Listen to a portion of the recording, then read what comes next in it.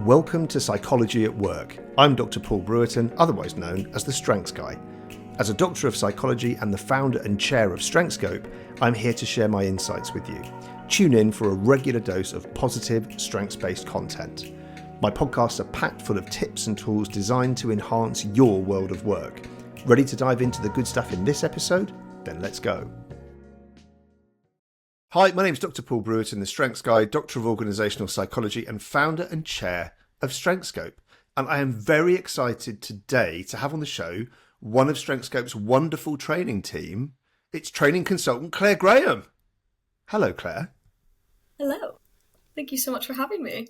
It's a complete pleasure, and I'm really excited about what we're going to talk about today. So, it's some, quite frankly, rather marvellous research that you and the team have done looking at how to make strengths stick. You know, it's this idea that, you know, you may be introduced to strengths and it seemed like a really good idea, and then you do a profile and you get your feedback back, you know, the report or whatever, and you're like, wow, I feel seen. I feel like this is me. But actually, there's a risk that that can just go back in the drawer, you know, because we live in a world which is awash with negativity bias. So actually, how do we make strengths stick over time? And the approach that you took with this, you and the team took with this, was to use strengths journaling. So, but that is just part of the story, and I think this is important. So just a little bit of background, if that's okay. So to really land and embed strengths, there's been some really sound research done, summarised by Maureen Miglianico and her colleagues in 2020 in their paper, Strengths Use in the Workplace. And I talked about that on a previous podcast. That's at season 17, episode 5. And it's called Research Alert, How to Get the Most from Strengths, the Evidence. So quick summary here. What they found is that to get a real kind of positive take-up of strengths and good outcomes from the approach, you need to follow 5 steps. So the first is you need to understand what strengths are and aren't. The second is that you need to identify your strengths, usually using a strengths assessment. Then you really need to internalize them and own them, like integrate them into the way you see yourself. And at that point, you then take action. So how are you going to be intentional in using your strengths? And how's that going to show up differently from what you're doing today? And then finally, you know, how did it work? Evaluating the strengths and whether they've helped you. So the study that you and the team did, I think, kind of follows the whole of that suggested approach, right? Do you think that's fair?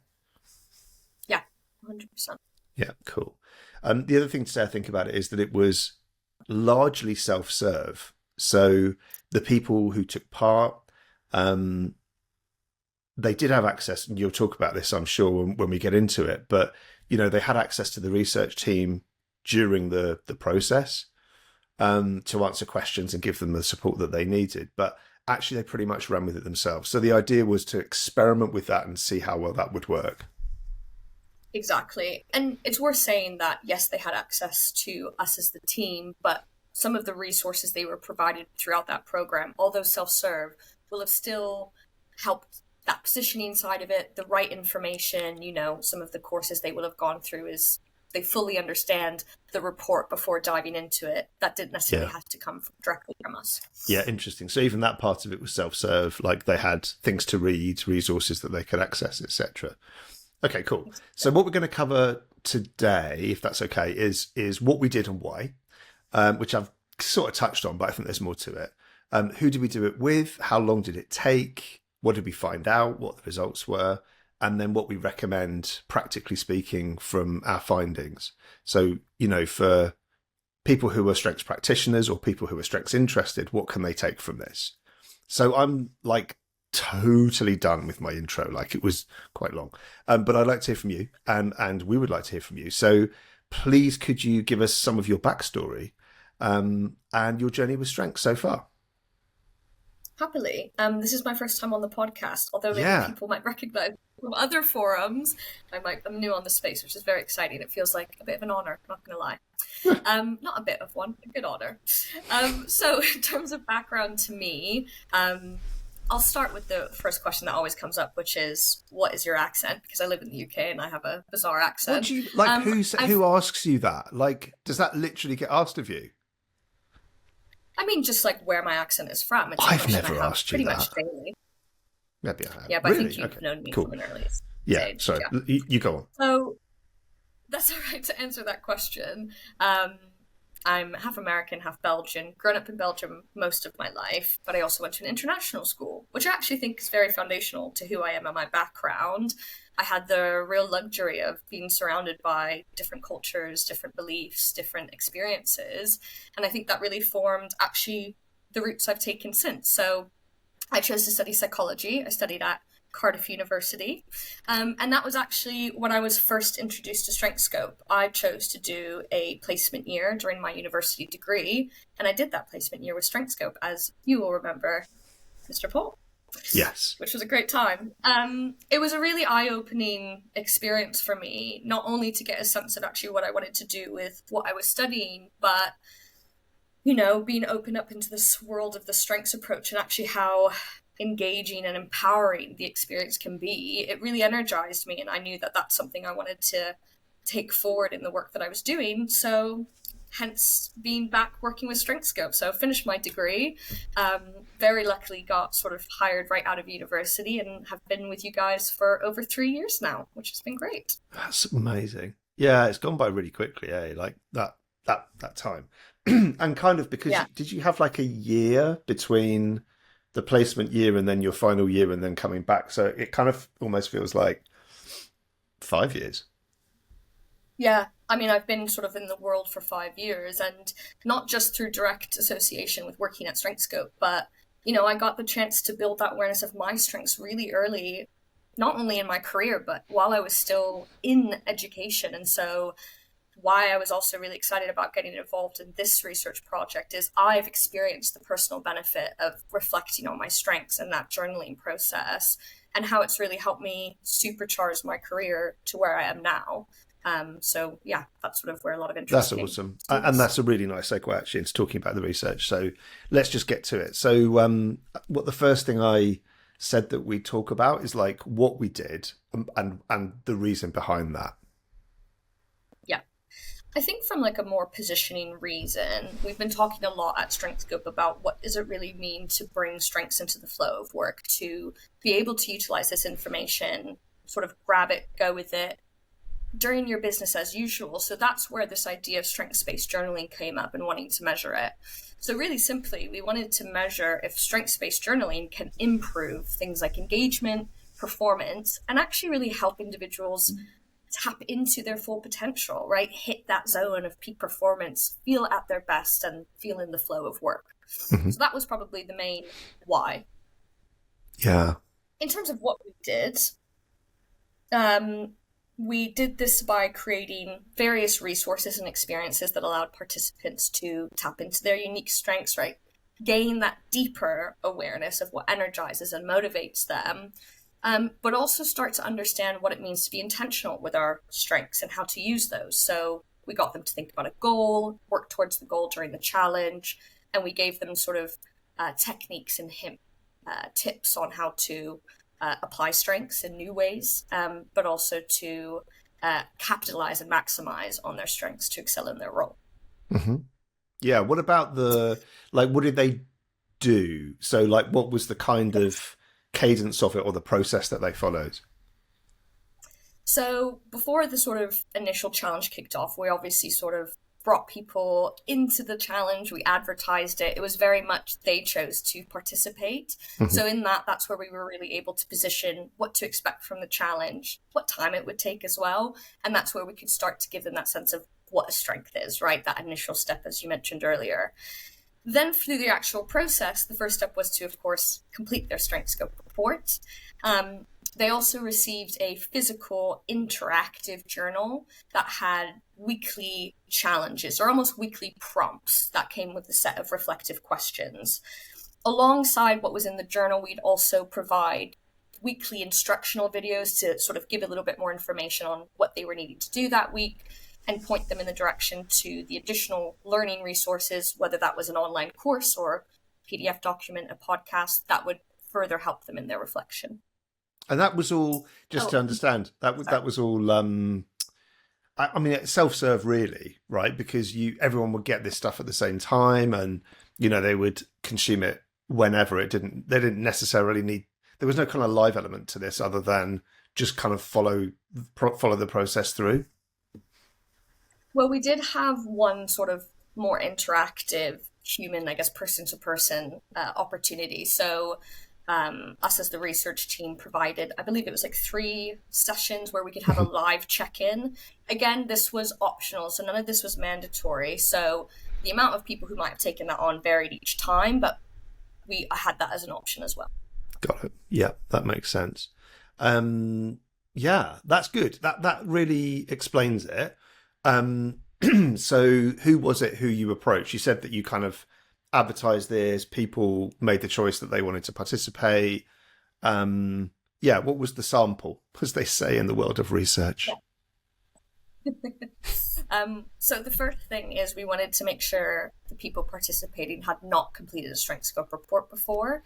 They may have heard about us as a tool or experienced other strengths-based tool, but we really wanted to make sure from a control side of things that they hadn't completed a Strengthscope report. So that was sort of the first criteria.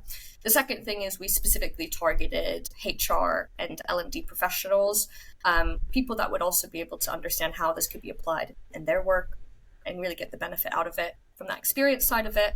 So with those 2 kind of key elements in mind, we ended up with 32 participants. Yeah. So, that seems like a reasonable number, actually, particularly given that, this was a request for people to decide that they wanted to get involved. Yeah, I guess we can talk about, whether that number of people continued all the way through and how it all happened. But let's get a sense of how long this whole thing took. So what was the time period people got involved in the research for? Yeah. So the actual challenge itself was 8 weeks long, hence why we called it the eight weeks challenge. Oh yeah, you did say that. Yeah. So yeah. So what we mean by the actual challenge is those were the weekly cadences. So there was 8 weeks of cadences, so a different sort of expectation for 8 weeks.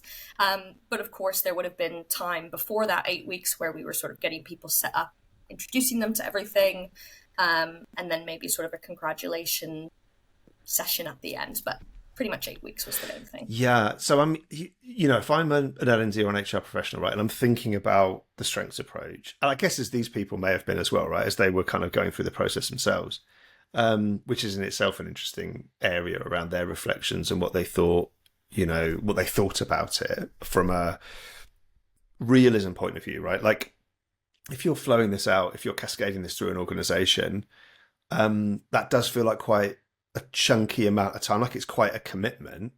And I wonder, maybe later, maybe not immediately, but at some point, if you could cover whether maybe a lighter version of that was actually valuable, like whether, from the process that, you followed, whether it needs to be as intense as it was, or whether actually a lighter version of it, which is maybe a little easier to fit into day to day, might still have value. But yeah, I don't know whether you want to speak to that now, or maybe you're gonna cover it in a bit. Yeah, I think we'll definitely go into more detail once we talk about the findings. But I think it's worth noting, we sort of knew that this was going to be a heavy expectation going into this challenge. We knew that we'd expect dropout, but we'd also expect people not maybe fully following each week exactly to how we've laid it out. We knew that also each week wasn't going to take the same amount of time. Some weeks were like a little bit more light touch, others were a little bit more time expecting, I suppose. So, we don't know what's going on in these people's lives and how busy they are. But we still wanted to keep it in the capacity that it was, because we wanted to see how that impacted the data. We wanted to see that even with a bigger expectation, can we see some great shifts? Or is it only with more light touch stuff that we'll see shifts, right? So we kind of knew going into it that those would be part of our findings and sort of recommendations for next steps, I suppose. Yeah, that's super helpful. It's really good that you're kind of wanting to reflect reality in all of this, so the expectations were quite significant for people, but actually you kind of, as you say, you knew that going in. So let's just see, Yeah. what sticks. Let's see what's too challenging for people and kind of get that feedback as we go. Because of course this can inform how somebody then rolls out the strengths approach or Strengthscope within their organization, which wasn't necessarily fully the purpose of it from what you said, but it's still something that, hopefully can inform that kind of intervention design later.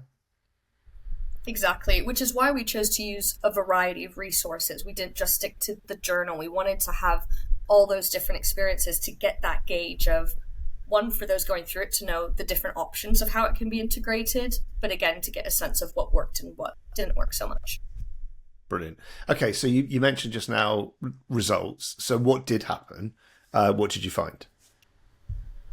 So in terms of what we measured first and foremost, we ensured that participants filled out a set of evaluation questions at the start of the challenge and at the end of the challenge. So we wanted to see the shifts over time. The questions we asked were around awareness of strengths. So was that deepened through the challenge? How to apply strengths and the impact our performance risks have as well. But then more generally, the impact that strengths-based journaling had on things like performance, engagement, adaptability, and growth mindset. So we did that with a 5-point Likert scale from strongly disagree to strongly agree. So it was a self-rated experience. Yes. You said Likert. What does it mean?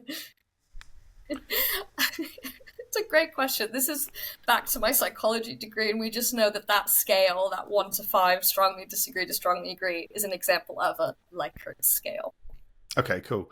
Yeah, I mean, this is kind of how people can express strength of opinion, I guess. And, everyone sees them. We use these scales all the time, but it's just, I wanted to mention it because it's a kind of technical term. And I believe the originator was Rensis Likert, who originated the scale in 1932, just checked. Yes, I believe you're right. But yeah, as simple terms, strongly disagree to strongly agree, rating prompts for the questions. I guess the first thing to say is we found statistically significant shifts. What I mean by that is we saw a deepening of awareness of strengths, a deepening of understanding of how to intentionally apply those strengths, whether that's towards a goal or to overcome particular challenges. And we can see this in the data points itself, which will be available to you listeners. How will that be available again, Paul? So we'll put it up on the show notes, which will be on the resources section of the Strengthscope website. If you just look for the title of the podcast, it will be up there. So look for Research Alert and it will pop up. I say that because I'm not just going to go through every single data point, but we saw significant shifts. And what I also wanted to highlight is actually some of the shifts we saw in the commentary, or as I like to call it, the qualitative data, which is, of course, verbatim feedback rather than quantitative data, which is the data points themselves, the average ratings, etc. So, for example, in the baseline data, we saw comments that showed limited awareness of strengths and how that these can be used to achieve goals and remain energized at work. So I'll read off 2 examples. I don't have these memorized. One was, I think I can probably identify some of my strengths if I really think about it, but I tend to dwell on weaker areas and don't remind myself of what I do well. The second one I wanted to highlight from baseline data was also, I'm somewhat aware of my strengths, but I tend to focus more on my weaknesses and get hung up on them. So not be expected when we don't have that awareness on strengths, negativity bias, that human experience comes through. We might more focus on those weaker areas. So then what was really great to see in the progress data was comments like, I was aware of some of my strengths, but doing this challenge really helped me to understand them more clearly and understand the associated risks with them. And then the last one I wanted to share was, I'm better able to understand and take appropriate action when I feel my energy draining, or that familiar panic when I don't feel up to the task at hand. So amazing to see the almost day-to-day impact of, I feel different at work. I view this differently. Yeah, look, I completely agree. It's quite powerful to hear that shift just in those example comments. You can really get a sense that that awareness is changing. And I guess the next step for people is then, okay, well, now I'm more aware of that. What am I going to do about it? What action am I going to take? How am I going to get a different outcome from what feels like a very familiar pattern of thinking, perhaps? Exactly. And we can see this further in the additional data points we asked specifically on the progress data at the end of the challenge, where we asked about impact on things like performance, engagement, and so on. And so part of this is we saw increases of levels of engagement with their work. So 92% of participants reported that Strengths Journaling improved their performance and the results that they were getting. We also saw an improvement in their capacity to deal with setbacks and challenges. So that ability to be more agile and resilient, right? 92% again reported that they had become better at finding ways to stretch and develop their strengths as a result of their participation. And we saw that on one level further, where 75 participants had seen the number of opportunities they got to use their strengths in work increase. So even being able to find those opportunities was great. Right. And so there's a duality to that as well, I think. So, looking for and finding opportunities to use your strengths is kind of part of it. But I guess you need the involvement of others. So your line manager, maybe your colleagues. So it isn't just like a solo activity.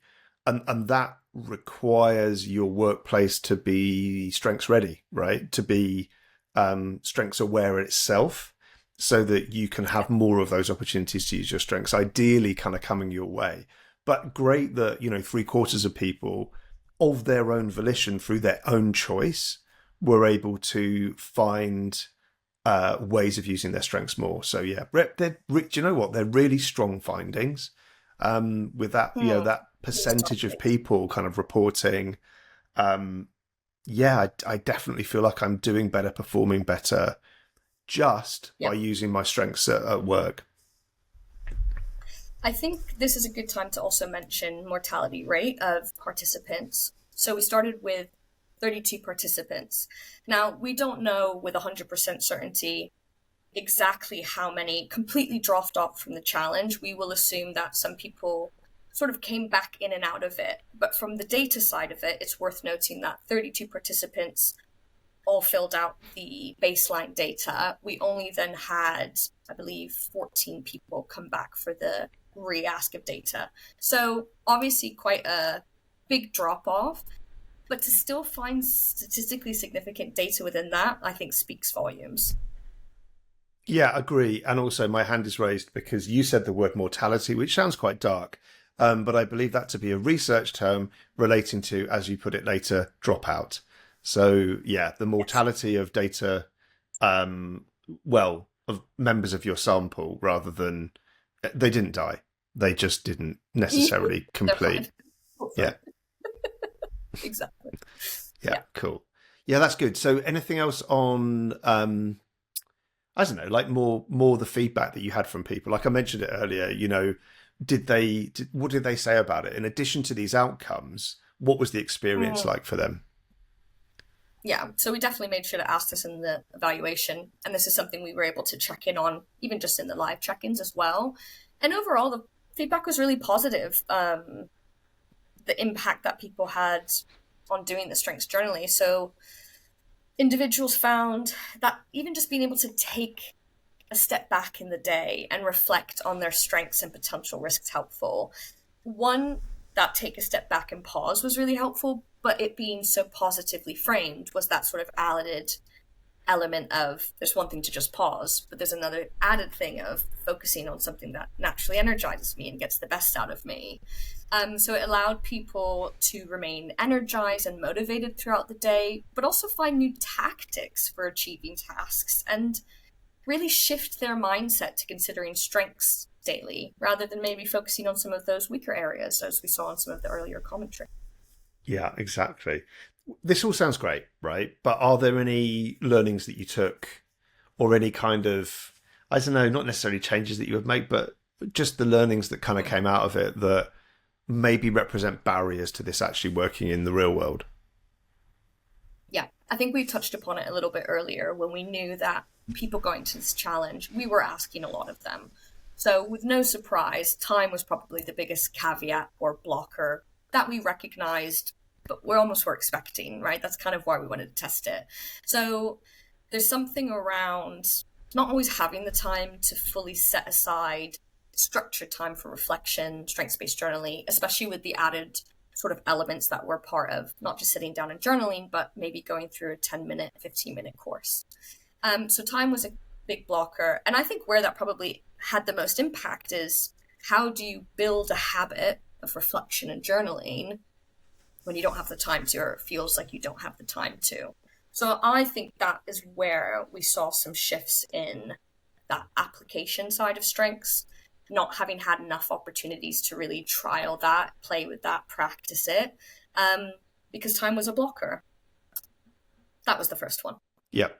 Yeah. And it's very real, right? And I suppose where I want to go with, I just feel really conflicted on this. And you've kind of touched on this really in describing it. But because on the one hand, from a design perspective, to design out that problem, you would just go with super quick, super fast nugget kind of drip, kind of learning or habit forming, right? Where it's almost like, what's the word? Like it's almost subliminal, right? Like you don't even notice it's happening, because that way you can just, get everything and not really have to put the effort in. And that's how the world works right now, right? I mean, just look at, I don't know, the way that people consume information constantly, be it TikTok, and now it's in LinkedIn even, you've got Reels, you've got, it's super fast and they're tiny sound bites, and it's like, look, this is micro learning or micro consumption. But the reality is, and this is the conflict for me, actually, if you put the time into something, like you've given yourself the gift of time to focus on the things that matter and where you can, in this case, be more you and develop more habits around, being the authentic best version of yourself that you want to be. That's worth time. And it's useful, to devote the time to that. It's actually going to give you something back. So that's the conflict. It's like, what I would want to do for everyone is just go micro learning, boom, have that. It only takes 2 seconds, literally 2 seconds, but actually, if you put the time in, you're going to get more value out. And, I hear you. Like, it is definitely a caveat. And maybe there's a middle ground, right? Maybe there's an in between. Yeah. I think two things come up when we're talking about potential solutions to this. Firstly, you made a point really early on around strengths readiness, right? That growth mindset, that desire for development and digging inwards to receive benefits outwards. So there's something about just recognizing your audience and are they ready for something like this? Don't shove something down someone's throat if they're not going to take it. You want a return on your investment. So there's that side of things. The other thing is the fact that at the end of the day, other than desire, there was nothing tying people to this challenge. It was an option to participate. You accepted it. We didn't have them sign contracts where they had to do every aspect, right? There wasn't a huge accountability side to it, other than those live check-ins. And even those, we very much had as the air of they're optional. You don't have to attend if you don't have the time to or want to. So there's also this side of coming back to this isolation or the self-serve aspect of this challenge. And you've touched on it. We know that where we can get really some powerful experiences reflecting on our strengths is with others, whether that's with your line manager, whether that's with the team that you're working with, whether that's with a mentor or a coach. There's something around having people to share this with, people to evaluate this with, people to practice this with as well. And that exactly speaks to that point of accountability, I think. You're right. Strengths really live when they're social, when they have an impact in our real world with others.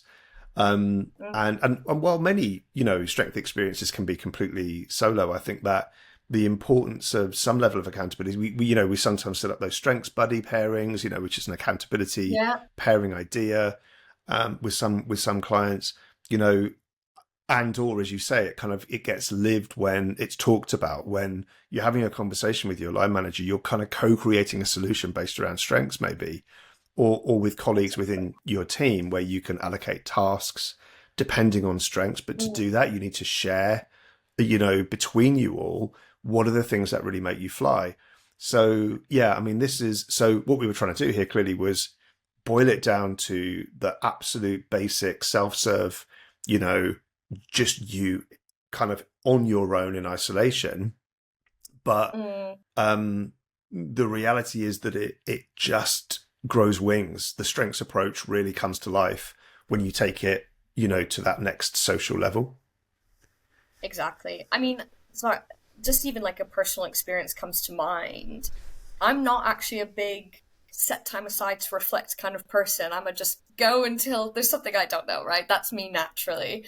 And so especially when I rejoined Strengthscope 3 years ago and I was really at that early part of my career, I wanted to make sure I was having a reflective practice to allow me to excel quickly, really. So I ended up doing actually for a whole year quarterly kind of like energy lifeline. So I was tracking my energy levels over 3-month periods to get a sense of where were the weeks where I felt great and why, what was I doing, what was I not, vice versa. What were the weeks I felt very de-energized and what was associated around that. So it allowed me to build awareness so quickly of where my strengths thrive, where they don't thrive so much, or where I might play to drainers and how to combat that. But what pushed me to do that, other than my own motivation, was brought to my quarterly meetings with my line manager. There was a clear process associated with it, a clear space where I could share and discuss it, and I wasn't just left with this findings by myself. So that's what motivated me at the end. Yeah, and that too, I guess, speaks to strengths readiness, right? Like at an organizational level, at Strengthscope, we would hope that we are strengths ready. But, we've kind of been on this journey since the beginning because it's been the journey, right? That's obviously not going to be the same for, every organization. And by the way, we've learned loads in that time too. Like what's the stuff that really lands in a line manager conversation? And I wouldn't say that conversation that you had with your line manager is necessarily the same as everyone else, having that conversation at Strengthscope even. So, so I think, putting the effort in right at the macro organizational level as well is really important. Okay. I'm conscious we have got into some quite detailed stuff there, but really helpful. So thank you for sharing it. And I think it's really important. What would you say then would be your recommendations to the strengths interested or the current strengths practitioner based on the findings from this piece of research? Yeah, I think the main thing is to remind ourselves of what the data shows, which is we saw positive shifts in the data, even with dropout, even with maybe lower engagement and participation than expected, we saw a positive impact. So give people the opportunity to build awareness of your strengths. That's always the first step. Make that available. That's my first recommendation always. But then it's moving into what are the opportunities to help people build a habit of this kind of reflective practice, etc. So I always find when you can associate it with processes that are already experienced and available internally, people will be more likely to lean into that, start to build that habit. Or, as we've mentioned, finding those quick, bite-sized, quick win activities that will allow people to build their habit in their own time as well. So maybe that's a 3-question prompt that you start your week with. Simple as that. So that's the first thing I'd say. The second thing is make sure that there's that evaluation opportunity. So whether that's through the social component, through conversation with team or line manager, but also take it that step further.